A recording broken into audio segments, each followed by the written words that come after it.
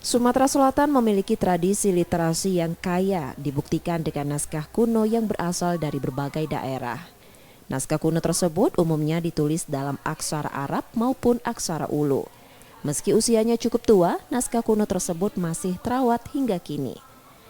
Naskah kuno tersebut bisa disaksikan dalam Festival Literasi Sumatera Selatan yang digelar di Dining Hall Jakabaring Sport City sejak 5 hingga 7 November 2022. Selain naskah kuno, festival ini juga diramaikan dengan perlombaan dan workshop di literasi. Festival ini turut memberdayakan usaha mikro kecil bidang kuliner dan kerajinan yang mengangkat nilai-nilai kearifan lokal di Sumatera Selatan dengan mencantumkan referensi literatur sebagai bahan pustaka.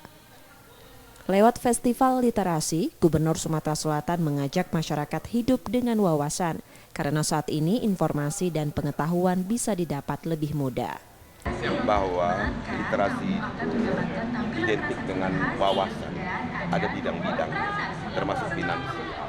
Nah, saya mengajak seluruh duta literasi, bunda-bunda literasi dan semua penggerak literasi ini untuk jemput bola karena dunia sudah berubah. Jangan kaku bahwa wawasan itu hanya bisa didapat dari buku konvensional. Sekarang informasi dan pengetahuan itu bisa kita dapat langsung ke saku, misalnya melalui gadget dan lain sebagainya.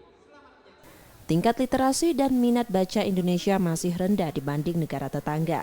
Salah satunya karena kurangnya kebiasaan membaca di samping akses ke fasilitas pendidikan belum merata. Festival literasi dan kehadiran pojok baca di pelosok daerah diharapkan bisa meningkatkan minat baca dan tingkat literasi yang merata.